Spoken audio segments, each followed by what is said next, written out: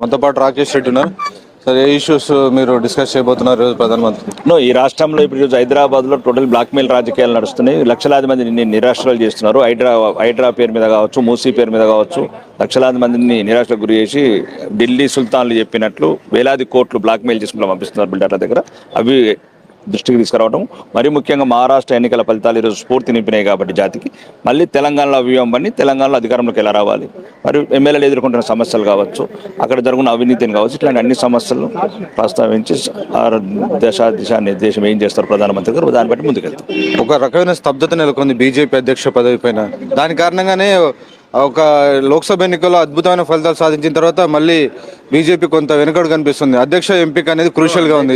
ఏం జరగబోతుంది దానిపైన? అధ్యక్ష ఎంపిక ఒకటేనండి, సంక్రాంతి తర్వాత అవుతుంది. ఇంకా స్థానిక మండలాల ఎన్నికలు జరగాలి, స్థానికలు జరగాలి, ఇక్కడ జిల్లా అధ్యక్షుల ఎన్నికలు జరగాలి, ఇవన్నీ జరుగుతుంది. సంక్రాంతి తర్వాత రొటీన్ గా ప్రాసెస్ నడుస్తుంది. అధ్యక్షులు ఎవరో ఒకరు అవుతారు. వేలాది మంది నాయకులు ఉన్నారు, ఎమ్మెల్యేలు ఉన్నారు, ఎంపీలు ఉన్నారు. పార్టీ అధిష్టానం ఎవరు నిర్ణయించినా మాకు కావాల్సింది భారత మాత. అంటే భారత మాతని మా పార్టీ అధ్యక్షులు భావించి మేము ముందుకెళ్తాం. సార్